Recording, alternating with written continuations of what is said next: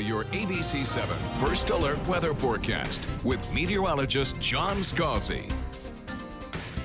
74-degree air temperature with a dew point of 73. In fact, our weather watchers are reporting temperatures that are very close to that 74-degree mark over a wide range of real estate across the Sun Coast. So that's pretty typical, I think, that mid-70s. East-northeast wind coming in at about 7. We have some fairly clear skies over there, out there, despite the fact that we did have some pretty good thunderstorm activity last night. 73, Wauchula, Arcadia, Myakka, Parrish coming in at 74, so is Bradenton. 75 in Venice, excuse me, and 74 degrees in Northport. Across the region, well, it's pretty quiet. The entire peninsula is actually pretty tame, except for a few patches of fog, particularly in areas to the north and central locations. Seeing some pretty good reduced visibilities, actually, with some fairly dense fog in isolated spots. But for the Sun Coast, things are looking okay right now. We don't have much in the way of any kind of fog chance this morning. As far as a frontal boundary goes, why, that's producing some fairly heavy rain in parts of the country. But right here, right now, everything quiet on the Sun Coast for the morning commute. But the line of showers associated with that front stretches from Gulf waters back to the west, all the way up through the deep south and into down East Maine, actually. That frontal boundary is slowly advancing and will be pushing through here later tonight and into tomorrow, where it'll eventually just, I think, stall out.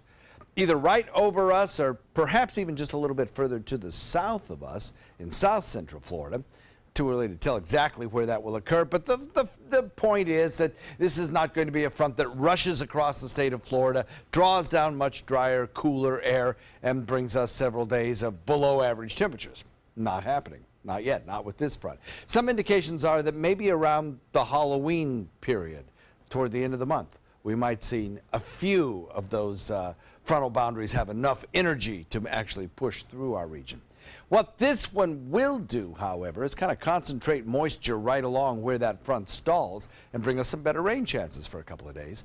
Then as it fades away, our winds will become stronger out of the northeast, and we will draw down some slightly drier, slightly cooler air. It'll feel more comfortable, though, for the second half of the week. Showers for a few days, at least shower chances, and warm temperatures, followed by lower humidity later this week that'll feel pretty good. Now, this is a product that we use here that shows us how much moisture there is in the atmosphere available to produce rain showers. Here, the redder colors are the more humid air. Redder is wetter.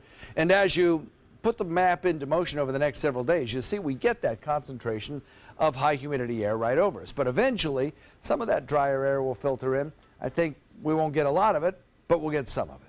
So watch for a rainfall spike as we head into Tuesday into Wednesday particularly. Winds will pick up as well with that front approaching, so boaters watch for that. Although winds fairly light today, they could reach, well, cautionary levels by tonight or through tomorrow. We'll watch for that spike in rainfall chance tomorrow, followed by decreasing rain chances as the drier air filters in. And so far, it looks like a pretty good end of the week forecast with warmer than average temperatures, but at least lower feels like temperatures as we head into Wednesday, Thursday, and Friday. Back to you.